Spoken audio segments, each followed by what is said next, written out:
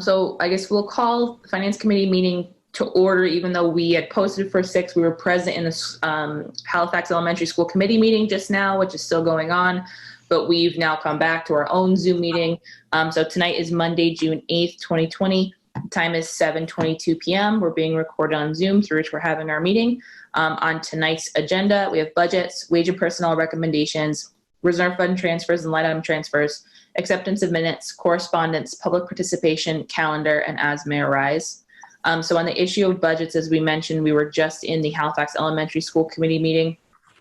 It sounds as if for right now, the school committee has voted to recommend the FY 2020 budget, which is similar to the recommendations that we had made for all of the departments, including the schools. One change that did occur in the elementary school meeting was a change to the special education, or the vocational costs. Yeah. Okay. I do have that recorded on my spreadsheet. So thank you again, Sandy and Linda, too, both for keeping everything updated with all the different votes we're taking. But correct me if I'm wrong, it looks like on line 72, vocational education, we had originally recommended them at 206,500, and tonight they voted themselves to recommend the amount of 156,500. I agree. Okay. So that being the case, I would entertain a motion from the Finance Committee to recommend the amount of $156,500 for line 72, vocational education. So moved. Seconded. Moved and seconded. Any further discussion? All those in favor? Aye. Aye. Okay. Melinda, would you like me to ask the Board of Selectmen tomorrow? I mean, I finished the 1/12 budget, or at least the whatever draft it is right now, late this afternoon. I don't know how many of you saw the email that I sent it along. Yeah. Included the original VOCED number. If you want, I'll ask the Board of Selectmen to make an adjustment to what I sent out to reflect the lower amount that we need. Yeah, that'd be great if you don't mind. It's a significant enough amount, you know. As we were talking about in the school committee meeting, though, we don't have any updated information from the state concerning state aid numbers, Chapter 70 funding, et cetera. So we're basically in the same position of when, in terms of interacting with the departments, that we've voted everyone back to FY 2020 levels. And that we'll communicate anything else that comes across our desks as soon as we have it. Charlie, Sandy, do you have anything else on budgets for right now? Other than what I just said, I sent out the 1/12. My hope is the selectmen vote that, and that by the end of this week, we'll have all the paperwork filed up at DLS. Mm-hmm. It's based on your recommendations. I'm going to get it out to, I'm not happy with the short notice, but I'm going to get it out to the departments so that if people want to take a look, some departments have got an in 1/12 budgets. Sandy did her best to incorporate them. A couple of people had the wrong number or did it in the wrong fashion or whatever. But I mean, it's a rough, it's not pristine by any stretch, but Sandy took the information that she received, and then for those departments that we didn't have budgets, I did my best. And I didn't try and rip anybody off, not in the sense of the total, but I did front load it a little bit, because especially on the expense budgets, we're never quite sure when, it's never regular. It's never going to be the same amount every single month. So for instance, for a lot of large expense budgets, I divided by 13 and in essence gave 2 months to July and then 1 month to the other 11 months. So I'm hoping that no one will come back and complain, hey, wait a minute, what did you do to my budget? Well, first of all, you didn't send it in. And second is I've given you more money for July than the other months. I'm hoping that's going to work. Okay. Great. Thank you all very much. Wage and personnel recommendations, wage and personnel, right? We believe we're going to meet on Thursday. We're just waiting for confirmation from Gordon. But after that meeting, we hope to have recommendations on the regrading that we've done on a few positions that were being significantly augmented in terms of their job duties and responsibilities. So I'll follow up with all of you next week as to any recommendations from wage and personnel. I don't think we have any reserve fund transfers or line item transfers, Linda? We do not. Thank you. Okay, acceptance of minutes. Thank you again, Linda, for doing these. We have the meeting minutes for 6/1/20, Monday, June 1st, 2020. The members present were Melinda Tarsi, Cheryl Zarella Burke, Fred McGovern, June McClincy, and Bill McAvoy. I would entertain a motion to approve the meeting minutes from Monday, June 1st, 2020. So moved. Seconded. Moved and seconded. All those in favor? Aye. Aye. All right, great. Thank you again, Linda, for that. Correspondence. We had nothing in the mailbox and just the emails that you saw. I think Jean Gallant sent her 1/12 budget to maybe all of you. I'm not sure. Okay. No, and no, we didn't get that 1/12. And the only other correspondence was just confirming about the us being at the school committee meeting tonight. Yep. That was it. Great, thank you.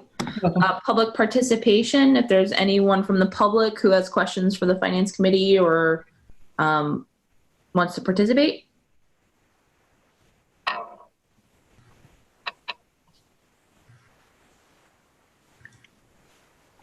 Okay, hearing none. Calendar, we're going to post for every Monday night in June. And then I think maybe next week we can take another look at the calendar once we've got more clarity in terms of what's going on with town meeting, and, make some more concrete plans for moving forward, as long as that's okay with everybody.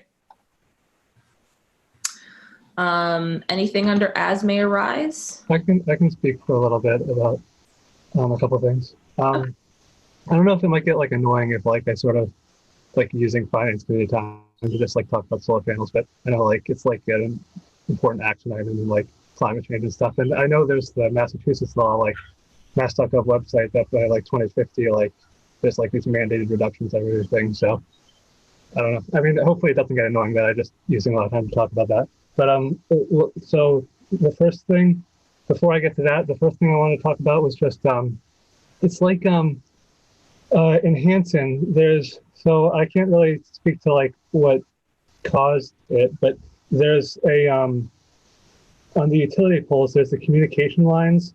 The wires are stuck together, and I thought they might be taped together or something, but I guess they're not, because I tried to get close to it to take a picture of it with my phone, and it broke my phone, which can only mean that somehow it's generating a magnetic field that's stronger than is probably what is safe. I mean, I'm pretty confident that actually is what it is. So, I mean, I guess, not that I really quote understand it, but I guess it just must be too much power going through there is what I think right now. So I wanted to alert that. I know they have the television sets by the train station and everything. I don't know. I just want to send out big raise my hand and escalate. And so I called Xfinity Comcast. I don't know. I guess there was an email that went out, Tom Miller Comcast. I don't know. I called them, and then I called them again today. They said they're going to call me tomorrow, so we'll see if they do. But I don't know. They said it's Tuesday for him right now, but they'll call me back on Tuesday, so we'll see. But Okay. That's that. And then solar panels. So I pretty much have been installing some on my dad's, and then I'm right now also employed at ProStar Solar. Yeah, the residential, that's pretty much all set. So I just want to put that forward, I'm sort of interested in installing solar panels on other people's houses and stuff, like starting a business. Oh, okay, Drew, sorry, I don't mean to cut you off, but I just want to just tap the brakes for a second, because I don't want to get into a situation where we might have a potential conflict of interest between your own personal occupation or profession and the activity of the finance committee, which is really difficult because we're dealing with budgets all the time and the budget of everything in town. So basically anything that any of us do that has a potential impact on the finances of the town or the financial situation of the town, as I said, it's really tough, but we have to kind of pull those two things apart and make sure that we're not using this particular forum or our role in the finance committee and letting it touch in any way sort of our own private profession. So I didn't mean to cut you off, but I just wanted to alert you to that and make sure that we weren't going to inadvertently sort of walk into a situation of a conflict of interest. Okay. I should bring up, there's an Article 52 that's on the warrant. I believe that has to do with the solar tax. Is that correct, Charlie? Yeah, so what that is that there's still controversy legally about whether large solar fields can be taxed or not. In most cases, most of the developers end up doing a pilot, payment in lieu of taxes. So for instance, the one on Route 58, that's what's happened. One on Franklin Street, that's what's happened. But we're having problems with the developer of the facility over on River Street. What the Board of Assessors has asked through the Board of Selectmen is to ask for special legislation that would in essence say, yes, the town of Halifax can tax the solar field, even if especially if the developer doesn't want to do a pilot. There's no hope that that piece of legislation is actually going to get passed up in Boston because the state legislature, setting aside how busy they are with COVID, they're not going to deal with a state situation just for one town. But the idea is if more communities like Halifax put pressure on their legislators to do something via bills filed like this, that the state legislature might get its act together and put something together that would be statewide. That's what that legislation's about. Okay, because there was some confusion because I was seeing people on Facebook that were concerned that if you own solar panels and you were feeding back, because there's language in there that talks about taxing, you know, if you're exceeding 125%. I also think it's probably over a certain size. They'd have to go back and look. Yeah, I was like, so again, I just kind of just wanted to bring it up. There might be a conflict of interest for Drew with regards to that since he works in the solar industry. I just wanted to bring that to the attention of everybody. First of all, just so that when we get to that point of voting on that enough, you know, if Drew might want to think about that before he actually votes or not. The other thing I just want to let everybody know is I looked at the Dennett Elementary School budget. They voted for a 1.64% increase in adding a special needs instructor. So they're having no cuts whatsoever and adding one staff member.